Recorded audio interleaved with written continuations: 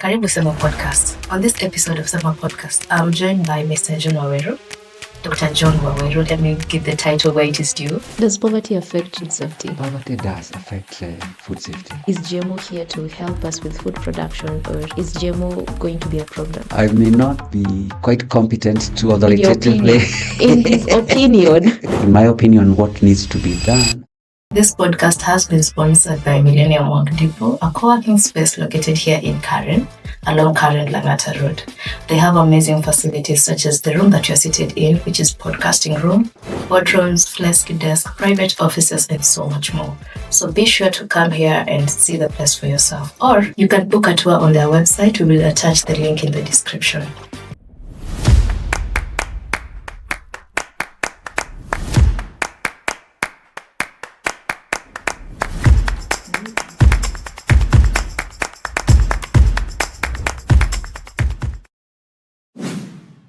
Mr. John Waweru. Hello, Barbara. Karibu Sema Podcast. Thank you.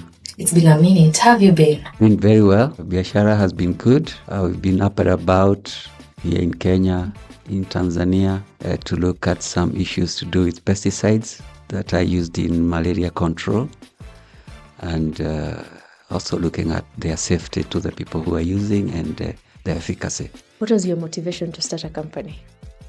So after 10 years of doing this food safety consulting, I had developed enough skills and enough confidence to feel that I can do this now on my own and on a scale that would address most of the local situations. And so in 2015, which is actually now 10 years again to date. Oh, wow. Oh, yeah. Yeah, it was 2015 actually in August when I exited former employment. Happy anniversary. Thank you. Thank you. The company Graceland Associates looks at food safety, combining from farm to fork. That means from production up to, and the fork has got to do with at the level where the person is eating. Okay. So the whole chain, yes. Walk me through it. So yes. You work with the producers of the fertilizers to make sure the fertilizer is safe for the plants. Or how do you start? Okay, yes. Fertilizer, we haven't ventured into fertilizer, but at the farm level, we look at the pesticides. Pesticides, yes. For example, herbicides, insecticides, fungicides, which are used to treat the crops, to kill the diseases and the pests. Okay, give me an example right now. Okay. What crop is in the farm right now? Right now we have maize. Maize. So walk me through the process of maize. And like in maize, one of the pests that has been a problem is armyworm. Do I know those ones? Yeah. The ones that are usually inside the combs. Exactly. Oh. Yes. And of course, these will depress the production of the maize plant, and so these are insects actually, and so we use an insecticide to control them. So what we do at Graceland Associates is to evaluate these insecticides before they are given the license to be used, before they are registered for use in the country. What happens when there's corruption of data, corruption of people, resources, human resources? What happens? I would say that I have not encountered that. One of the things I think which has been put there by design is, for example, most of these pesticides are manufactured outside the country. Yeah. So we will not only rely on local data, we also want data from the country of origin. This means that if one was to think of corruption, maybe the cost would be too high. Yeah. Because you have to corrupt from where you have come from. Yes. You have to come and try to corrupt here. Yes. Efficacy trials are not done by the government. Okay. They are done by, some government institutions do, but also some private institutions do. And then some customers who are buying the end product might also decide to do their own tests. So any serious company would avoid corruption because it might end up being too expensive. In Kenya, in Africa, we are a third world continent, as most people refer to us. Oh, yeah. And there has been a boom of GMO foods. Yeah. Is GMO here to help us with food production, or is GMO going to be a problem? I may not be quite competent to In your authoritatively. opinion, in his opinion. In my opinion, what needs to be done, and our government, I think, is doing that through the Biosafety Authority, is conducting a thorough risk assessment to be able then to determine whether we can allow them to be used here, whether there are benefits to be accrued from them, and whether these benefits outweigh any potential hazards. I know it's been a thorny issue, a controversial issue. Yes. And as I said, it's not an area that I have really spent time on, but risk assessment really is what needs to be done, and there needs to be a lot of openness about it, because we know there are also commercial interests. Commercial interests are the ones that are likely to push the technology even when it is hazardous. Does poverty affect food safety? The general public food safety? Yes, poverty does affect food safety. Because when people are poor, their first concern is availability of food. And this is, I think, one of the reasons why food safety has not been prioritized to the level that it should in third world countries. Because most of the focus was and has been for a long time on food security. Yes. Without really paying much attention to food safety. Yes. It's comforting to see that in the current dispensation with the Sustainable Development Goals, there has been a lot of talk that, food security, there is no food security without food safety. Yes. Because any food security without food safety would be a lie, because it means that these people that you think are food secure will now not die of hunger, but will die of poisoning. Yes. There's a theory that I've been having. I think I heard it from someone else. Yes. This somebody told me that if you don't see flies in a butchery, you need to ask yourself, what is happening to the meat? Or if you don't see flies around omena and samaki, there's something fishy about that food.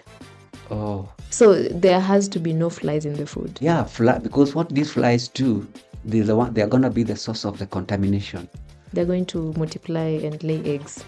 Not only that, when they land on the meat, they leave bacteria on that meat, because before they came from the meat, they were elsewhere where they picked stuff. You remember, bacteria are more microscopic. Yes. So they'll come now, land on your meat and leave that bacteria on the meat.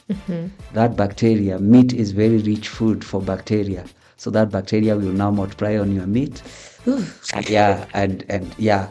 So that's why we do not want the flies. So butchery, no flies. No flies. Butchery, no flies. How do you control them? Number one is actually just to deny them entry. You can keep your door closed, or you can have some curtains which prevent flies from entering. Or the glass thing. Oh yeah, but two, you can have fly traps. You can have if that is the entrance, we can hang a fly trap just after the entrance. This fly trap has got a UV light. This UV light is very attractive to the flies. So soon as the fly comes in, it goes towards the UV light. But when it goes there, it's a trap actually. So it is electrocuted. However, we have better technology than electrocution, because this electrocution kills the flies and scatters the fly out, and sometimes you don't know where it is scattered into. Maybe scattered into the food. So we have the same technology, but instead of electrocution, using electricity, is a glue board. It's a board, just a board which is stuck in this fly trap. Once the fly enters there, it is caught in the glue. It can't come out. And then later you can change that glue board once you have caught enough flies. There is the issue of spraying them with a pesticide, which can be done outside. It can also be done inside if there are many other types of insects like cockroaches. And it's safe for consumption. The food is now safe after spraying. Now after spraying, remember you didn't have any food when you were spraying. Oh, there's no food in the premise when you're spraying. There's no food in the premises.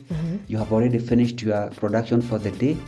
You have taken all the food out. You have to take the food outside. You have to take the food out. Okay. Yeah, take the food out, and now you do the treatment. A joke is told that if you want to hide anything from an African, put it on paper. True. That is so true. So we need to really, talk to our people that these things need to be read, because that's empowerment. Yeah. You're able to make a decision that will inform your safety, the safety of the children. Yeah, because some of the products could be having allergens, and some people are allergic, say, to wheat, or they're allergic to fish. And what you have here is some soup, some mixture that you want to use to make soup, but in there is something that is allergic. So unless you read the label, you'll not know. And if the person becomes sick after they have consumed that, the liability is upon you, because the company will say that all the information was on the label. Same with the pesticides. When we want to use the pesticides, for example, even in the house, some of the pesticides have got an indication. After you spray in the house, don't re-enter the house before 10 minutes, before 1 hour. Yeah, the one for bed bugs, actually. The one for bed bugs, eh? Yes. You see now, unless people read that, they will just stay within after they have treated the house, and then the adverse effects will come. They may not come immediately. Maybe this is something that will come much later in life. Wow. This has been nice, Mr. Waweru. Yeah. Thank you for coming in again. Thank you for understanding. There's always something they say you learn from someone. Yes. There's always something. Yeah. And one of the key takeaways I've had from you ever since we started speaking, yes, is that sometimes you have to push yourself, yes, if you want better. Yeah. And you can't complain when the plate is full when you asked for more. Those are the key takeaways I got from you. So thank you so much for your wisdom. Thank you for taking time to be here. Thank you for sacrificing your time. I know you're a very busy man. You're welcome. And thank you for the things that you're doing for the world. They're very important.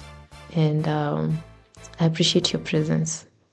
Thank you so much. Thank you even for considering interviewing us at Graceland Associates. We appreciate what you're doing. You're also rendering a service to mankind. And we are the same boat. Yes. What you're doing is adding value to what I'm doing. Yeah. And vice versa. So I think when we all work together, then we can achieve more. Yes. Yeah. And nobody should see themselves as more important than others. Yes. Because what the other person is doing, you cannot do.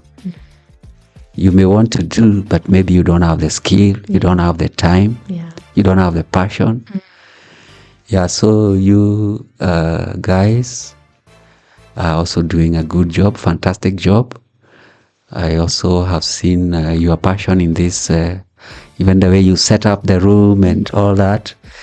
There's passion to it, and you should be encouraged and know that it is very, very valuable to us people. You're making me feel nice on a Friday. Yeah. Okay. This has been nice. Yeah. Guys, this has been Sema Podcast, The Blueprint. I hope you have learned a lot from this man. If you want to get in touch with what he does, if you want to get in touch with Graceland Associates, we will attach the link in the description, and you can reach out to him and connect with him and ask him questions about what he does, what his company does. Until next time, I have been your host, Barbara Mutuku. This is Sema Podcast, The Blueprint. We are here at Millennium Work Depot. See you guys next week.